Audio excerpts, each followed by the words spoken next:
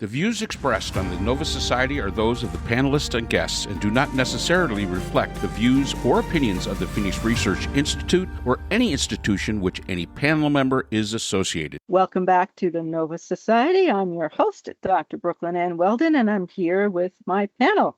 Your favorites and mine, Dr. Scott Gershwer and Dr. Mark Bound. Today we will be answering listener emails, and we have a question from Angelo, who lives in the Bronx, New York. And Angelo writes, "Meet the Mets, beat the Mets, everybody come out and watch the Mets collapse." Sorry, I can't sing. As you might have noticed, I'm a Yankees fan. But I wanted to know from the panel's two Mets fans. I'm also a Mets fan, even though I know nothing about baseball, so make that free, Mets fans. How you feel about the epic collapse? Who should be blamed? Who should go? And who should stay? Alonzo has already opted out.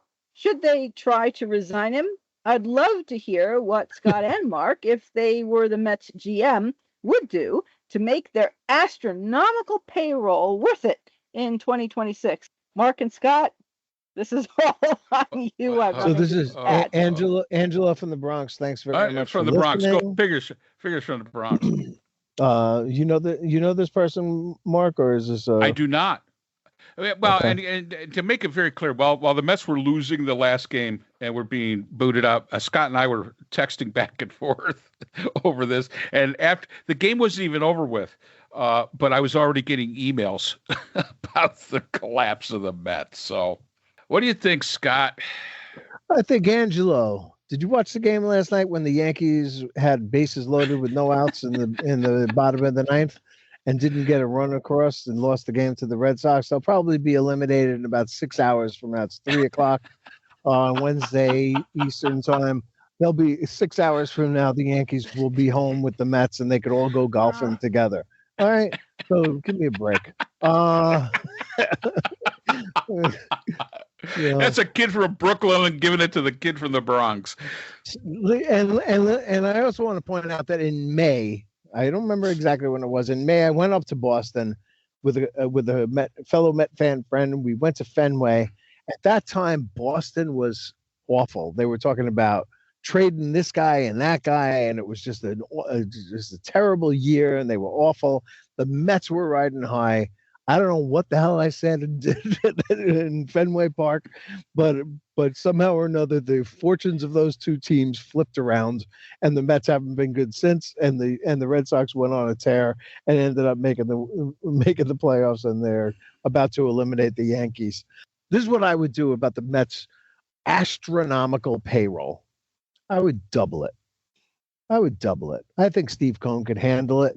And you know what? I mean, we drew a lot of people to the stadium. I was there a lot. I was there once. I couldn't believe how crowded it was. It looked like Central Park during the Simon and Garfunkel concert back in the day. I mean, it was mobbed, and it was it was a really good atmosphere at that time.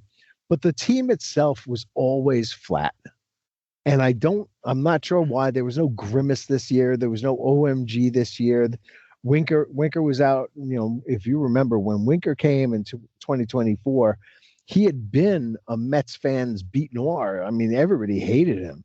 And all of a sudden he became a fan favorite because he did the same stuff to the other teams that he had been doing to us when he was on the Nationals or wherever. So, we miss those guys. You need those guys. And Soto, those numbers speak for themselves. But Soto himself is not a leader type. He does not play with emotion. He reminds me a lot of Beltran, who never played with any kind of emotion. He's like Beltran with talent. And he's not the guy that you look to for inspiration.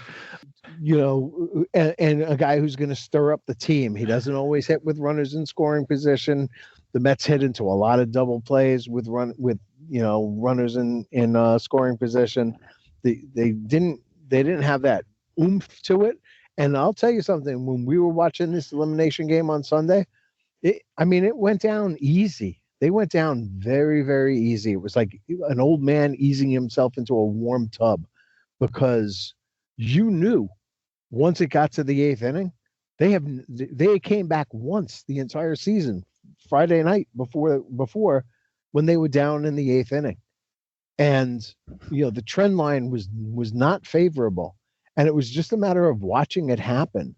It seemed inevitable that they were not gonna, and that the Reds were gonna lose. The Mets had every opportunity in the world to get into the postseason, and they were gonna blow it on their own. And they did. And I'm a Met fan. I've been through it before. I watched Kenny Rogers walk in the go-ahead run against the Atlanta Braves. I watched Beltran keep the bat on his shoulder against Wainwright and the St. Louis Cardinals. I've suffered enough that this was an easy suffering. And my only takeaway is they got three really good young pitchers who will hopefully be 1, 2s, and 3s next year. And my only ask is, Mr. Cohn, if you don't mind, re-sign Pete and get Edwin Diaz back. Those two pieces. The rest of it, figure it out along the way. Yes, you need a little bit more, but you really could use a number one pitcher. You could use a Tarek Skubal. You could use a Garrett Crochet. You could use one of those guys. And if they're out there, go ahead, please, and get them. But the team is built to last, and I think that we're going to be good for a long time. Gosh, there's so many things that you can. When you ask who to blame, and I did note that they're saying that Mendoza's coming back next year. Yeah. They're bringing him back. The rest of the staff, they're really not sure. That's still up in the air. A lot of blame has been placed on Jeremy Hefner, the pitching coach, which I don't think is overly fair. And I'll kind of give it why. So who should go and who to stay? So to answer your question, Angelo, I was looking at the roster here. So I always start with pitching because I was a pitcher back in the day. And I look at, and the thing that struck me was looking at the people that were on the injured list that weren't in the beginning when they were doing so well. Danny Young, Drew Smith, Daniel Nunez, Montas, Minter. Now they've lost Tyler McGill for an entire year. They're not going to have him back. Kranick, Canning. I think Kranick, Canning, and Minter, when they went on the disabled list, I think that hurt them a lot because they were great arms. Hensley did not work out very well for them at all. Now Reed Garrett, who knows when he's going to be back. So you look at some of the relievers, and again, they've got to go deeper. Their starters have got to go a lot deeper. Kodai Senga was not what they thought. I do believe that Jonah Tong should go back to the minors and get a little bit more work. I think McLean is the real deal. I truly do think that McLean is the real deal, and I think that other kid that they've got that was so good, Sproat. I think he's the real deal, and I think that you can build around those. You probably got to let go of Stanek.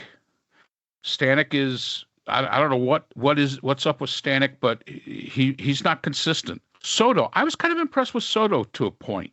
I think Soto was a pretty good pickup. But Tyler Rogers, like him. Brooks Raley, like him. Peterson, okay. But he's more of a fourth or fifth starter. He should not be your main guy. Minaya, if you're going to do that tag teaming with Minaya and Clay Holmes, you're going to do that tag team up between him and Clay Holmes. I think that works. I think they overworked Clay Holmes. He was really good in the beginning, but he was a relief pitcher his entire career, and I don't think he adjusted to it well. But I think if you put Shamanaya and you put him together, I think you can there's your fifth starter right there. You're going to take up 2 spots, but there's your fifth starter. And you might get 6, 7 innings out of that pair combined, which would be great. But I think you've got to get your relief pitchers have got to get better. I would let go of Helsley. I don't know what the heck. I don't know what happened to him. Brazoban, keep him, no doubt. But I think that really one of the turning points was all the injuries that the relief pitching staff faced. And again, when you look at their infield, I would say Ronnie Marciano, Marcio, or whatever. Yeah, that kid I'd send him back to the minors. He's not ready. He is absolutely not ready. Yeah, re-sign Pete if you can at a reasonable amount, because It's not going to be a reasonable amount. well, And I it's mean, a not going to be a reasonable amount. Yeah, reasonable but he's amount of not. Yeah, years. but Scott, It's he's not going to not going to be. be. He's not going to be. He's not going to be Juan Soto or the numbers of Francisco Lindor or Juan Soto. He's not going to get that kind of money. It's just not going to happen. Cedric Mullins, I can't even figure out what you're doing. Get rid of him. He was a total bust. You've got to get that center fielder. You've got to come up with that center fielder that you can trust. And yeah, I agree with Scott. The entire team is flat. A lot of talent, no personality. None. They have no personality. And you look at the teams that are successful, there's always personality. Jose Iglesias last year with the OMG. Jesse Winker, and I totally agree. I don't care if you keep him just for entertainment and for that spark. Soto is not the guy. He's the workman. He's very workman. He goes out, he does his thing, but he's not going to be the guy to spark anything. Pete can. I think Pete can does pretty good with that, and I think that Francisco Lindor does pretty good with that. But you've got to get a personality to the team. And if somebody was to ask me what was the personality of this team back in the 60s and 70s, we always looked at Ed Kranepool. He wasn't the greatest player of the bunch. We always looked at Tug McGraw. We always looked at, there was a personality there that gave the team a personality that basically carried it. And they just didn't have it, and they've got to get it. That would be my thought there. And yeah, I would agree with Scott. How come you guys didn't score in the ninth inning when you had the damn bases loaded to beat out poor little Boston? But obviously not. I don't think any of you are going to beat Toronto anyway, so it doesn't matter. So it's for me, I'm going to make the prediction: Toronto against Los Angeles. Okay, well, I'm not going that far yet, but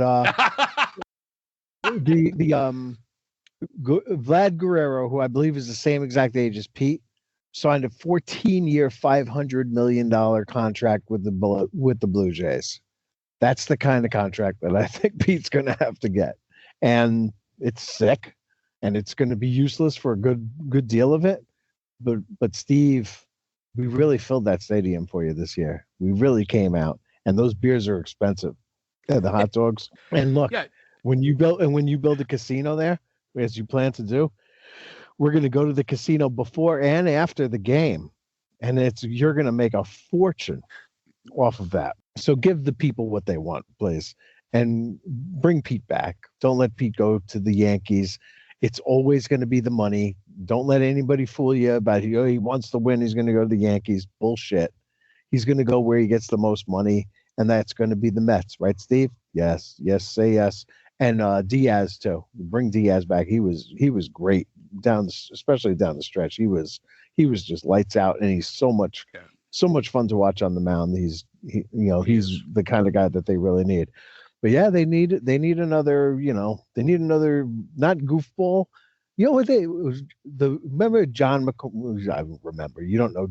We were not alive for John McCarthy. I think it was John McCarthy who was the Yankees manager and the Giants manager way back in the day. Oh yeah, in the 1920s, in the 1920s before we were born. Yeah, just before we were born. Believe it or not. He once said, you gotta have these guys. You gotta have hitters. You gotta have pitchers, and you need an Irish. And he, of course, was Irish. He said you gotta have, and by that he meant somebody who had like the fiery personality, or the punch you in the face like Ray Knight, did in the 86, right? Like Bud Harrelson did in 73. You need that kind of fiery personality. The Yankees had it. Paul O'Neill. I remember Paul O'Neill swinging and missing, and Tim McCarver was doing the games. I'm guessing it was a World Series. He said, for Paul O'Neill, every at bat is Armageddon. You need a guy like that. You need a guy who's that fired up. And the Mets didn't have that guy. And I don't think it's Pete. I know it's not Soto. No, it's not Pete. And Lindor is like a loving guy. He's not a fiery guy. McNeil is not that guy. Vientos is still too young. Beatty is still too young. I'm assuming both those guys. Ronnie Mauricio is not that guy again. The Hispanic guys are and cooler. actually he should go back to the minors, Mauricio. Yeah, it's possible. I mean, And it can't be a pitcher. I It's think got to be an everyday player. one of those two guys, Vientos and Mauricio, will be traded. I'm sure at some. They will trade them because they're good, but they're not like over the top good. And a young team could really use them and give up some Multicaca that you need to bring over here. Yeah, that's it. I mean, it was a wild year. It was a frustrating year. This is not a team that I love. I did not fall in love with the Mets this year. No. This version of the Mets, the way I did last year, and the way I have in the past. This was a hard team to love. And again, it's a lot of it's because they didn't come back. They never came back. When they were down, they stayed down. They just laid down, and they didn't have that fiery personality to spark comebacks, and that's what makes a great team. Yep. And just a quick thing, Vladimir Guerrero Jr. you were speaking about, he's actually 4 years younger than Pete Alonso. He's only 26. So that's why I don't think Pete will get that kind of money because they're not going to pay him till he's 40.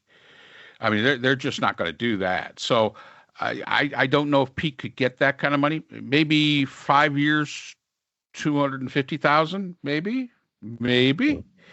if they're worth. But I agree with you. This was not a team. In the beginning of the year, I actually thought about getting this year's Stratomatic cards. And after the year was over with, I said, no, I'm not going to waste the money on that because I always want to have a decent. I've only got 86 and 69. Those are the only ones I've got of the Mets teams. So they made those. Yeah. I was ready to go. So Stratomatic, I'm sorry. You'll get my $65 maybe next year, but it sure as hell ain't going to be based on this team. They've got to get a personality.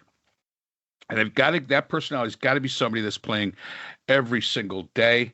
And I don't think that their young catcher is the guy. I don't think he's the guy either. Alvarez, good player. I like Torrens better, to be honest with you. He doesn't have the power, but he's a lot better catcher as far as defensive is concerned. Boy, that kid can throw out everybody. So I think that you need to maybe it is an Irishman. I don't know, but you got to get some personality on that team to have us to have a reason to fall in love with them, other than the fact that they're good. And to me, they were just flat. So good luck to you, Angelo, in the playoffs. Of course, I agree with Scott. You'll probably be down and out after tonight. Hopefully, you'll write back and tell us your woes of the New York Yankees after they get eliminated by the not very good Boston Red Sox. So just let us know what you think. And just for the record, today is October 1st.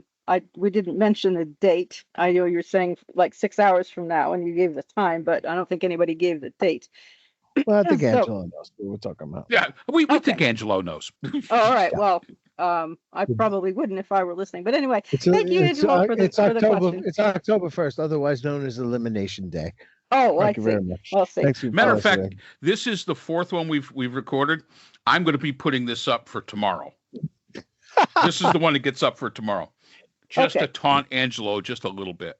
Okay, Angelo. So you're going to be properly taunted another time, just like Monty Python, the Holy Grail. I'll taunt you again. Yep, exactly. Right. So we thank you for listening, and thank you for your question, and thank you to everyone for listening. And if you are not yet subscribed on the platform of your choice, please do so. Subscribing is free.